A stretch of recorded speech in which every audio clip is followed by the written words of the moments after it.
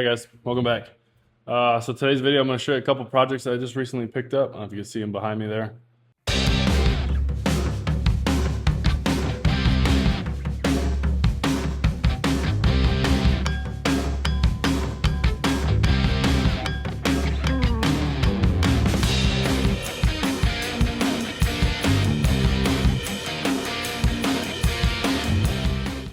Pretty cool. I'm pretty excited about it. So this one is a 72. This one is a 73. 140, 110. So I picked this one up actually yesterday. And this one does run and drive. I just pulled the mower deck off it right there. He does say that it cuts grass, so I don't know. I probably won't put too much thought into this one. Not sure what I'm gonna do with it yet. I originally bought it for parts for this one. Because this is the manual lift, whereas this is the hydraulic lift. A little bit easier on the operator over here anyways.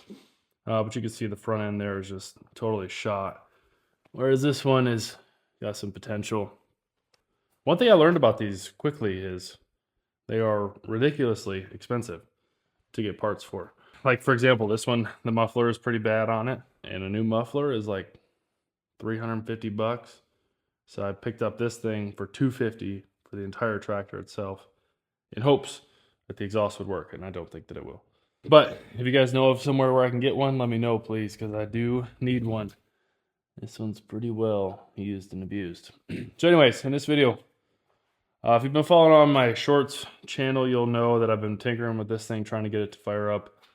Little backstory, I picked this up for free. Lady was selling their family house, and she wanted it gone. She was originally going to throw it away, but we saw it on Facebook and had to go pick it up real quick. So when I got it, the fuel tank was full of disgusting fuel. No battery, so you can see I got a massive battery over there. And you can also tell that the wiring harness in here is very limited. So I actually ended up cutting a lot of this stuff out because I was chasing a short within the system somewhere. And so I ended up cutting all this out, all the safeties. You got your PTO switch, your neutral safety switch, and your ammeter. The light switch was gone and the cigarette lighter was gone. However, I do have the circuit breaker for the cigarette lighter, so who knows, maybe I can find one and throw it in here. I mean, I think it's kind of comical that they had cigarette lighters on a lawnmower, but I guess that was the 70s. And mind you, I do have all of the connections and all the other components, and I do plan on throwing them back in just to keep it all somewhat original, but in troubleshooting phases and just to verify that the engine was good, which we still don't know yet. We should find out today. The problem now is just the fuel system. So in this video, we're going to take apart the carburetor. I have not heard it yet, but hopefully in this video, we will hear it. So let's go ahead and get this carburetor pulled off. Picked up these a while back. They're like a radiator hose clamp. I don't know. Never used them. Saw them on sale. Thought they'd be nice. So let's see how they work. So the way it's designed is you clamp it down and then you can pull this little catch, I guess, around it to stop the fuel from flowing. I'm gonna have to pull that fuel line off first. So I did put this fuel line on temporarily. I am going to put a fuel filter on this. So I don't really care too much if this gets ripped or damaged. But luckily it didn't. Just got some fuel on my hands. All right, so fuel line's off. I'll probably wait to pull this linkage until the carburetor's off itself. But I suppose I could pull that top linkage off. There's that little retainer clip, and this just pops out. And then we've got a spring. And it's very easy to come off as well. All right, so now what we can do is pop these two screws off, or bolts. I say screws because they are flatheads. But they don't make this very easy, that's for sure.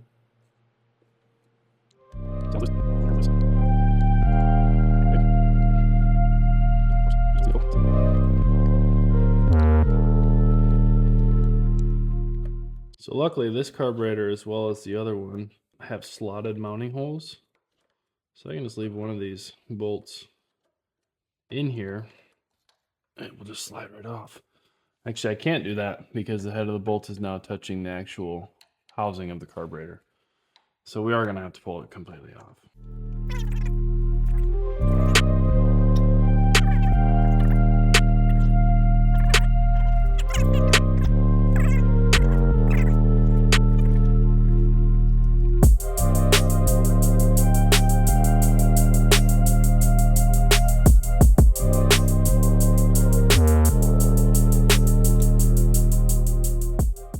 Okay, finally, we have that off. And then you'll see here that linkage, if it will focus. See that linkage is just tied right through that bracket. So if I turn it up, there we go. All right, so here we are, and you could tell that there's still, I'm gonna get this stuff all cleaned up before I throw this carburetor on there. I know I should probably be covering this hole, but it'll be all right. That old gasket's on there pretty good.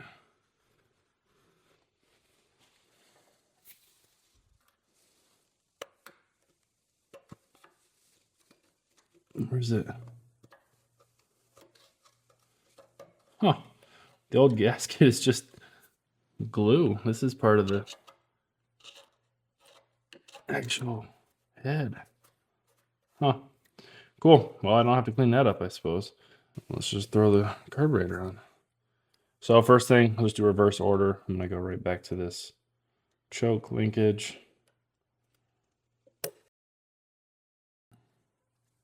Just like so. I should have threaded a bolt before I started.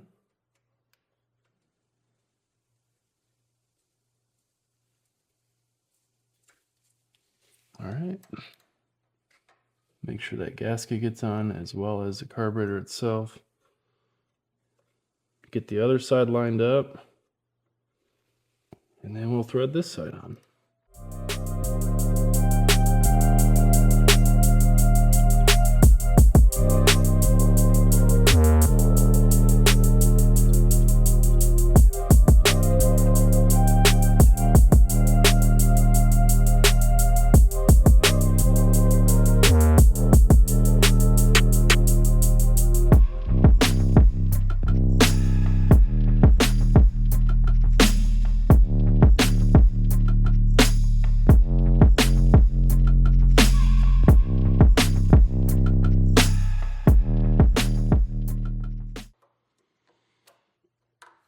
All right, there we go. They're snugged up. So now what I'll do is throw a wrench on them here in just a second.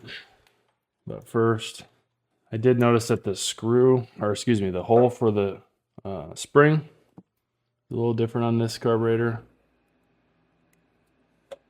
Shouldn't affect it too much, but I guess we'll find out.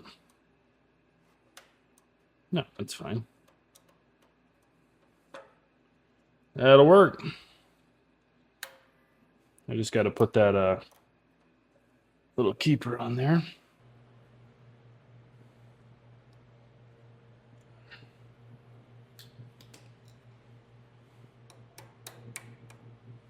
Here we go. All right, that's good. I need to tighten up those bolts before I forget. Then we can connect the fuel line. And really, that should be about it. I'll leave it open for now. I'm going to try and test fire it, see if this thing will pop off. This one I didn't get very tight, apparently. Okay. So if you're working on this too, these are 1/2-inch bolts back there, or they have the flathead. Up next, let me grab the fuel filter. Pretty standard, just an inline fuel filter, nothing crazy. One thing about these filters is you want to just pay attention. There's always an arrow on them, and that'll tell you which direction the flow should be going. See that? Well, this one says 2 carb. Big ol' arrow. You can't miss that. But all right, so what I'm gonna do is I'll probably I don't really need this to be, I kind of want it to be hidden back behind there. Because there's a big plate, remember, that covers this up. So maybe I'll cut it like right around this area. Just do a short one. Okay, another hose clamp. Okay. Tighten it up. I'd say that's probably good. All right, so now getting this back on. I would actually like to cut it back here so it's not so long. Screw it, we'll just cut it there. All right, so put that back. I tell you, these things are amazing. I used them for PEX lines, and they're pretty great for cutting those, but now I use it for like all the hoses and everything. They're pretty good. A lot better than using a pair of those angle cutters. So we'll pop this on. A little tight, but it'll be all right. Most of this is all temporary anyways. I'm just trying to get this thing running, and then I'm going to end up tearing it down completely. You can tell by the wiring harness. Oh, you can't see it right there. The wiring harness is all wrapped in electrical tape. I think I'm going to do a whole new harness for it. Found a schematic online, believe it or not. I could not believe that, but pull our clamp off. As you can tell, we got fuel coming in. Awesome.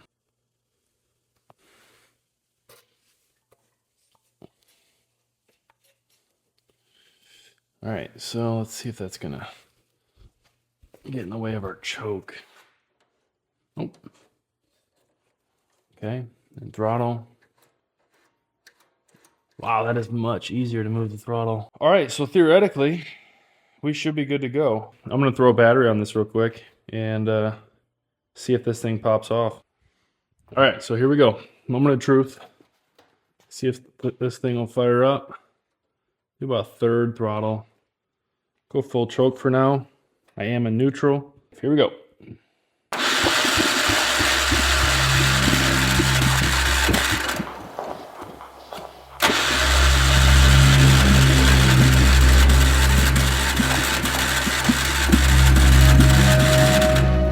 All right, I turned choke off too early, I think.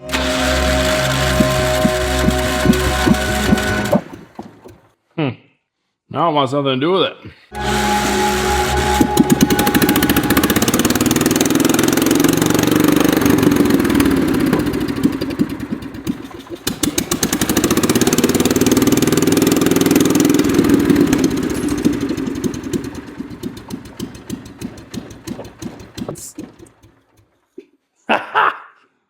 That's awesome. A mouse nest blew right out of the exhaust.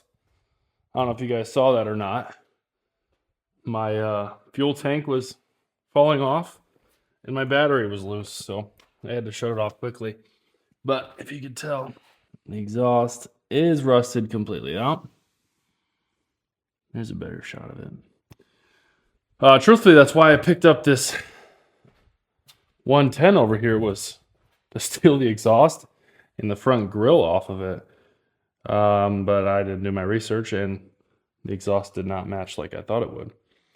But I think the grill will work. I just need to test that out. But then again, this 110 works just fine, so I don't really want to tear it apart. But all right, there you have it.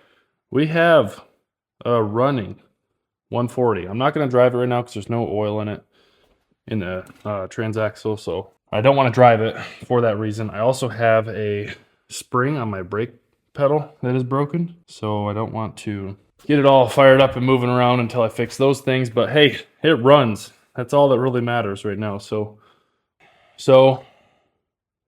let's see. I'm still thinking I might do some 26-inch tires in the back. I just want to get some big meats on there. I feel like that would look kind of cool. But so yeah, I don't know. Let me know what you guys think we should do with these two.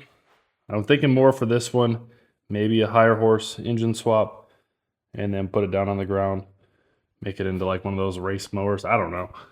And then for this one, just do like some big pulling tires in the back and then throw the plow on the front. This one would be a little bit more practical. I probably won't paint this one. Kind of like that patina, but I would love to see about getting this hood fixed. Right here. All these cracks. I would like to get that fixed, and then clearly the light bezel needs to be fixed. Other than that, I think this one's going to be left alone as far as cosmetics go. This 110 is a little bit cleaner as far as the paint condition goes. Oddly enough, this is 1 year older than that one. That one just must have sat outside its whole life. So anyways, I don't know what I'm gonna do with this yet.